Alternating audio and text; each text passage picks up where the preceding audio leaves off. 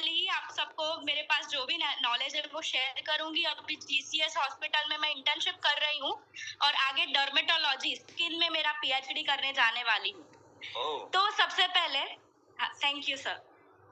सबसे पहले अगर पानी की बात करें तो पानी का 2 इम्पोर्टेंट फंक्शन हमारे बॉडी में है।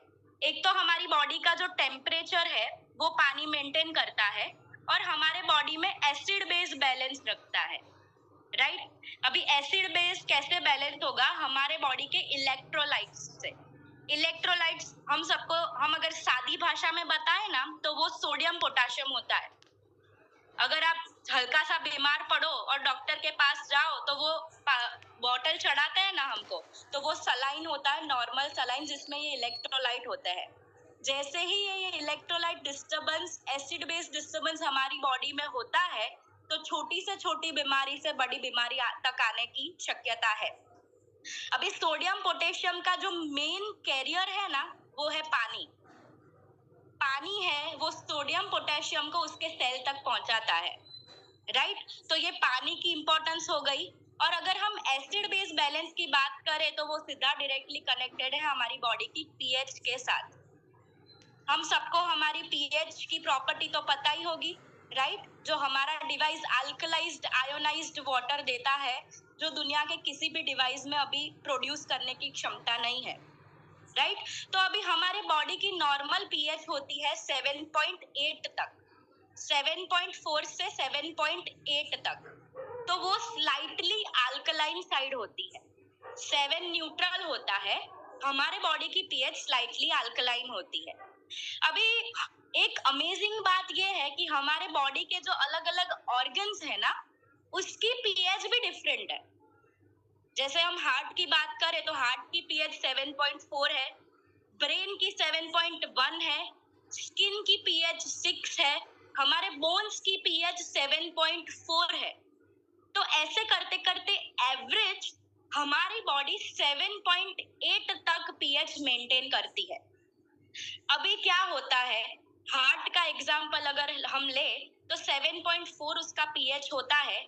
जैसे जैसे उसकी एसिडिटी, उसके आजू बाजू की एसिडिटी बढ़ती जाती है तो वो पीएच लो होने की वजह से, एसिडिक होने की वजह से सबसे पहला रिएक्शन जो हमारी बॉडी में दिखता है वो है हमारा ब्लड प्रेशर लो होता है। आप सबको अगर एक बात पता ना हो तो मैं बता दूं, अगर ब्लड प्रेशर हाई होता है ना तो वो हम मेडिसिन से अचीव कर सकते हैं नॉर्मल। लेकिन आपका ब्लड प्रेशर अगर डाउन गया तो it is very important, very serious to convert it into normal blood pressure. वो बहुत डिफिकल्ट है, इसीलिए ब्लड प्रेशर कम नहीं होने देना है। अगर आपकी बॉडी की पीएच एसिडिक होने लगी, अगर आपका बीपी एसिडिक होने लगा तो फिर वो तो लो होता जाएगा, जो हमारे लिए प्रॉब्लम है। 7.88 पीएच, 7.88 पीएच पे जो आगे सारी पर्सनालिटीज ने हमारे सेल की बात की ना, तो वो सेल, नया सेल 7.8 पीएच पे जनरेट होता है, राइट। और एवरेज हमारी बॉडी 7.4 पीएच मेंटेन करती है। जैसे जैसे बॉडी की एसिडिटी बढ़ती है, 7.8 से अगर आप डाउन में जाओ तो 7.2 तक, 7.2 तब हमारा पीएच जब रुकता है तो हमें थकान महसूस होने लगती है, कुछ काम करने का मन नहीं होता है। और अगर 7.2 से हमारी बॉडी की पीएच 7.1 गई, 0.1 का डिफरेंस भी हमारे बॉडी में 10 गुना ज्यादा असर दिखाता है। तो 7.1 अगर गई तो हमारी बॉडी में कोई भी डिसीज आने की संभावना बढ़ जाती। अगर इस स्टेज के बाद भी आपने आपकी बॉडी को अगर निगलेक्ट किया तो एसिडिटी बढ़ते जाएगी और पूरे सेल्स को मारने लगेगी। 6.49, 6.5 पीएच पर हमारे सेल की डेथ होना शुरू होता है, मतलब जो हम नेक्रोसिस बोलते हैं, कैंसरियस सेल बनना चालू होता है। इसीलिए ये अभी हम सबको ऐसा लगता होगा कि आपने बोला कि 7.8 पीएच है हमारी बॉडी की, तो हम 9.5 पानी क्यों पीते हैं? कभी आपको ऐसा क्वेश्चन हुआ है कि 7.8 है तो 9.5 क्यों पीते हैं? तो उसका क्लैरिफिकेशन मैं आज आपको दूंगी कि एसिडिटी क्यों बढ़ती है बॉडी में, राइट। तो सबसे पहला तो पॉल्यूशन में जो sulphur oxide, ozone layer, nitrogen oxide, carbon monoxide, ये सारे गैसेस हमारे बॉडी में जाके एसिडिटी करते हैं, क्योंकि वो खुद एसिडिक नेचर के हैं। ऊपर से जो लोग पेस्टिसाइड वाला खाना खाते हैं, अभी भी फास्ट फूड खाते हैं, वो लोगों की बॉडी में एसिडिटी बढ़ती जाती है।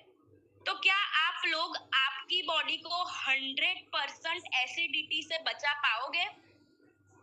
क्या आपके पास कोई ऐसा ऑप्शन है कि आप ऑक्सीजन सिलेंडर लेके घूमो, प्योर ऑक्सीजन ही आपकी बॉडी में जाए, कोई पॉल्यूशन ना जाए?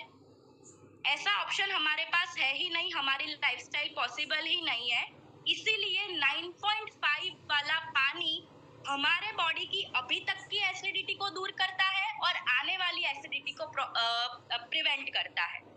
इसीलिए ये डिवाइस में 9.5 हेल्दी अल्कलाइज्ड आयोनाइज्ड वाटर दिया हुआ है। एसिड बेस की बात तो हमने कर ली। दूसरी एक बहुत अमेजिंग प्रॉपर्टी मुझे जो लगता है कि जो ये डिवाइस का हार्ट है, जो ये डिवाइस का हृदय है, वो है माइक्रो क्लस्टर। और मुझे लगता है कि अगर ये प्रॉपर्टी ये डिवाइस में ना होती ना, तो ये डिवाइस का कोई मतलब ही नहीं है। आप सब अग्री करोगे? क्योंकि इसका रीजन है, आप कितना भी अच्छा पानी पी लो, कितना भी अच्छा हाई क्वालिटी का पानी पी लो, अगर वो आपके सेल तक पहुंचेगा ही नहीं, तो क्या वो असर देगा? नहीं देगा। डेस्टिनेशन पे पहुंचना इम्पोर्टेंट है, उसके बाद आगे जाके प्रोसेस शुरू होती है। तो ये अल्कलाइन और ओआरपी हमने जो देखा, वो तभी वर्क करेगा जब पानी हमारे सेल तक पहुंचेगा। हमारे बॉडी में कितने % पानी है? क्या कोई मुझे चैट बॉक्स में, अभी तो सभी लोगों को पता ही होगा, 72%, राइट। सबको पता है 72% पानी है। 72% पानी ओवरऑल बॉडी में है, ब्लड में 94% पानी है। रिसर्च ऐसा कहता है कि आफ्टर कोविड-19 पैंडेमिक जिन जिन लोगों को कोरोना हुआ है ना, उन लोगों में 60% लोगों में हार्ट अटैक के चांसेस बहुत दिखे हैं। जिनको कोविड हुआ है, जिन्होंने रेमडेसिविर का इंजेक्शन लिया है, कोविड की मेडिसिन ली है, उनको हार्ट अटैक होने के चांसेस बहुत ज्यादा बढ़ जाते हैं। हार्ट अटैक क्यों होता है? क्योंकि आपका ब्लड प्रेशर एक तो हाई रहता है। ब्लड प्रेशर हाई रहता है आपका, अगर आपका ब्लड साइज में मोटा है, मतलब हैवी है, तो भी वो क्लॉट वेन और आर्टरी में जाके क्लॉट फॉर्म करता है, जिसकी वजह से वहां पे ब्लड पास नहीं हो पाता और आगे जाके ब्लड का शॉर्टेज होता है, इसी वजह से हार्ट अटैक आता है। अभी 94% ब्लड अगर ये माइक्रो क्लस्टर प्रॉपर्टी से बना होगा, माइक्रो क्लस्टर प्रॉपर्टी वाले पानी से जनरेट होगा, तो क्या आपको लगता है कि वो कहीं पे जाके रुकेगा? ऑफ कोर्स नहीं रुकेगा, वो सर्कुलेटिंग मूवमेंट में ही रहेगा, और जहां जहां पे भी हमें ब्लड की जरूरत रहेगी, थैंक यू, वहां पे हमारा ब्लड पहुंच जाएगा। सेम टू सेम ऑक्सीजन भी काम करता है। ऑक्सीजन हाइड्रोजन और ऑक्सीजन से पानी बनता है, ऑक्सीजन मॉलिक्यूल सभी सेल तक पहुंचाता है, राइट। तो ये दोनों जो प्रॉपर्टी है वो बहुत इंपॉर्टेंट प्रॉपर्टी है। और लास्ट बात, मैं अपने रिसर्च की एक बात आपसे शेयर करने जाने वाली हूँ। मैं आपको बता दूं कि मेरे अंडर में 2 क्लिनिकल स्किन ट्रायल्स हो चुके हैं अहमदाबाद में जीसीएस हॉस्पिटल में, और वो वेल नोन अमेरिकन जर्नल में पब्लिश हुए हैं। तो उसका एक एग्जांपल मैं, वो शायद से मई 21 में चालू हुआ था और तभी हमने डिवाइस लिया था। अभी जब ट्रायल चालू हुआ तो उसमें हम, आप सबको पता होगा, जो रिंग वॉर्म होता है ना, रिंग वॉर्म फंगल इन्फेक्शन होता है, उस पर हमारा ट्रायल था। 2 अलग अलग दवा कंपेयर करनी थी। अभी उससे थोड़ा हटके मैंने 12 से 15 पेशेंट को 2.5 pH का स्प्रे दिया था और उनको बोला था, उनको समझाया था कि हर दिन में रोज 3 से 4 बार आपको ये स्प्रे करना है और 15 दिन के बाद फॉलोअप पे आना है, राइट। 15 दिन पे जब वो लोग फॉलोअप पे आए ना, तो आई वॉज लिटरली शॉक्ड। जो रिंग वॉर्म का ट्रीटमेंट होता है वो महीना तो बिल्कुल चलता है, लेकिन 15 दिन में उनके रिंग वॉर्म का नामो निशान नहीं था।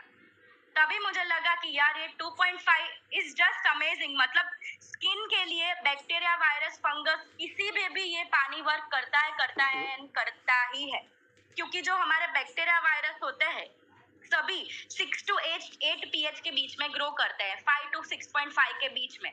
जैसे ही आप उस पर 2.5 का स्प्रे करोगे उसका सेल ही डेथ हो जाएगा, तो कोई भी बैक्टीरियल वायरल इन्फेक्शन उस पर होने के चांसेस ही नहीं है। So I just insist you all के इस पर कोई भी क्वेश्चन करे बिना just have faith on this device. इससे ज्यादा टेक्नोलॉजी ना पहले कभी आई है और ना कहीं आएगी। थैंक यू सो मच मुझे सुनने के लिए, और thank you so much all the leaders.